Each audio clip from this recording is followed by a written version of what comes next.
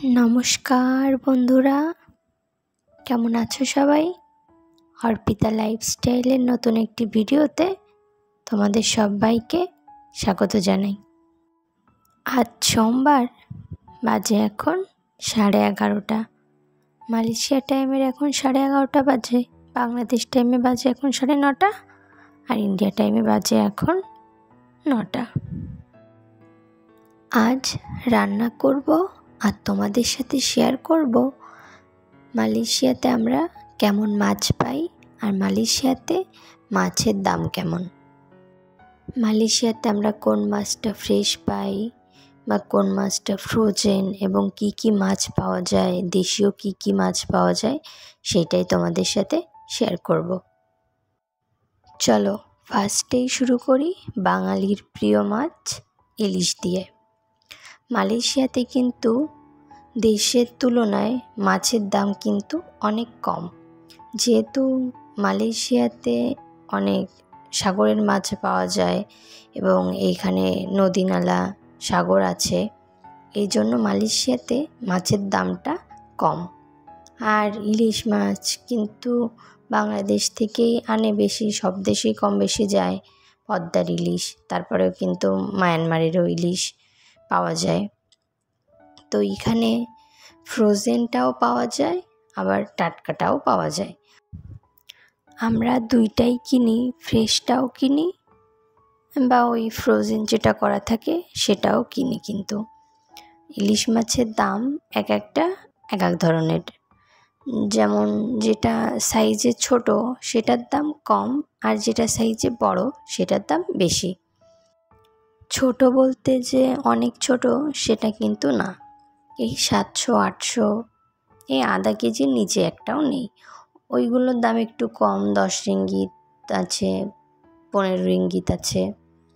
এবং আমরা যে মাছটা কিনি, যখন কিনি 1 কেজি ওজনের বেশিটাই কিনি, তো ওইটার দাম নেয় 30 রিঙ্গিত, কোনোটা নেয় 32, কোনোটা 40।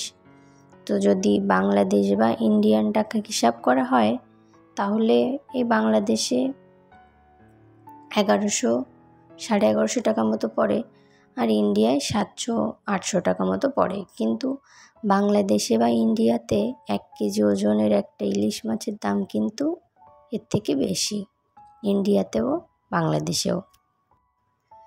আর যদি স্বাদের কথা বলা হয় তাহলে যে খুব খারাপ সেটা কিন্তু না।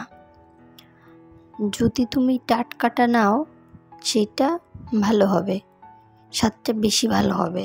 আর যদি ফ্রোজেনটা নাও তাহলে স্বাদটা একটু কম হতে পারে। তো কোনো সমস্যা নেই, দুটোই কিন্তু ভালো। আর এখানে দেশীয় যে মাছগুলো পাওয়া যায়, যেমন কই, পুঁটি, তারপরে পাঙ্গাস, তেলাপিয়া, চিংড়ি, কাঁকড়া, তারপরে রূপচাঁদা, তারপরে বাইন মাছ আছে, তারপরে ওই কি বলে মৃগেল, কাতলা, রুই, এগুলো তো থাকলো। তারপরে মালয়েশিয়ার সাগরের অনেক ধরনের মাছ আছে, এক এক মাছের এক এক ধরনের দাম। এই মাছগুলো কিন্তু সব যে ফ্রোজেন পাওয়া যায় সেইটাও না, সব টাটকা পাওয়া যায় সেটাও কিন্তু না। এই যে কাতলা মাছ, তারপর এই যে মৃগেল, পাঙ্গাস, চিতল যে মাছগুলো আছে এগুলো টাটকাটাও আছে, আবার ওই একই মাছ আবার ফ্রোজেনও আছে।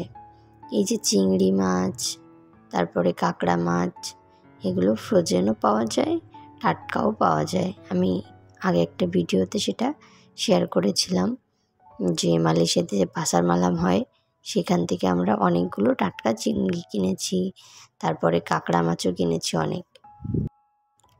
আর মালয়েশিয়াতে যে বাঙালি বা ইন্ডিয়ান যে বাজারগুলো আছে সেইখানে দেশীয় মাছ পাওয়া যায় বেশি।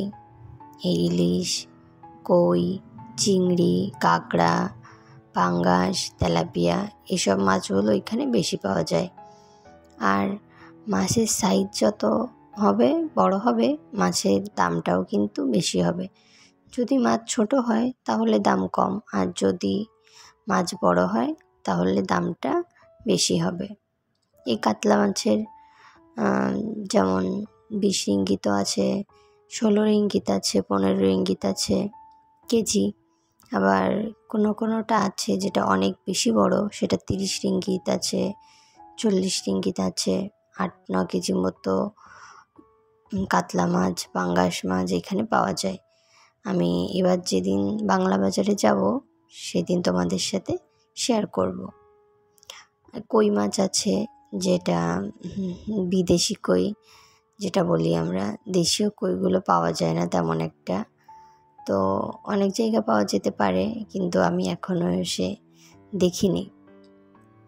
আর মাছের দাম যে সব জায়গাতে একই রকম সেটা কিন্তু না, কোথাও আছে একটু বেশি, কোথাও আছে এর থেকে কম। আবার সব জায়গায় যে সব মাছ পাওয়া যায় সেটা কিন্তু না, অনেক জায়গাতে আছে অনেক ধরনের মাছ পাওয়া যায় না। এই মালয়েশিয়াতেই যেমন এক জায়গায় এক ধরনের দাম, কুয়ালালামপুর এক ধরনের দাম, এই জোহর বারুতে এক ধরনের দাম। আর এদিকে গল্প করতে করতে আমার রান্না প্রায় হয়ে আসলো। আজ অনেক কিছু আছে মেনুতে: পটল ভাজি, সর্ষে ইলিশ, মুরগির মাংস, কাঁকড়া মাছের ঝোল, ইলিশ মাছের মাথা দিয়ে মুগ ডাল। সব কিছু একা হাতে করছি। এই রান্না করতে করতে তোমাদের সাথে গল্প করছি। এই যে কাঁকড়া মাছ, 3টা কাঁকড়া মাছ নিয়েছিল এই 34 রিঙ্গিত 35 রিঙ্গিত মতো। এই কেজি ছিল 25 টাকা, 3টে ছিল 1.5 কেজি, একটা আধা কেজি মতো। এগুলো কিন্তু টাটকা, একেবারে ফ্রেশ। এই যে সব রান্না হয়ে গেছে। আজ বরমশাইয়ের কিছু ফ্রেন্ড আসবে, তাই এত আয়োজন। এই যে বাজে এখন 8টা, বাংলাদেশ টাইমে বাজে এখন 6টা, আর ইন্ডিয়া টাইমে বাজে এখন 5:30। এইমাত্র রান্নাবান্না করে ফ্রেশ হয়ে আসলাম, এখন পুজো করব। এদিকে ওর ফ্রেন্ডরাও সবাই এসে গেছে, ওরা বাইরে গল্প করছে। আমি পুজো করে যে তারপর ওদের আবার খেতে দেব। একা একা রান্না করেছি, অনেক কিছু রান্না করেছি, তো একটু কষ্ট হয়ে গেছে।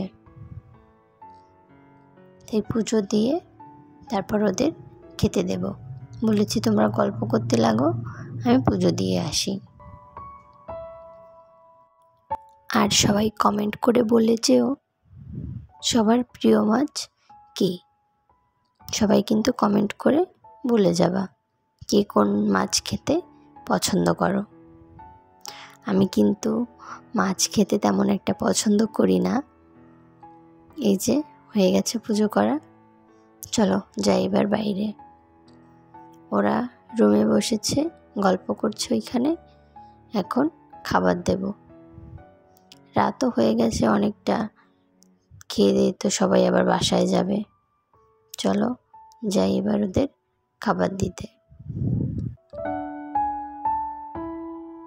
চলো তাহলে আজকের ভিডিওটা তাহলে এই পর্যন্ত রাখছি। ভিডিওটা ভালো লাগলে একটা লাইক করবে, কমেন্ট করে বলবে ভিডিওটা কেমন হয়েছে, একটা শেয়ার করবে। সবাই ভালো থাকবে, সুস্থ থাকবে, সাবধানে থাকবে। দেখা হবে খুব শীঘ্রই পরের একটি ভিডিওতে।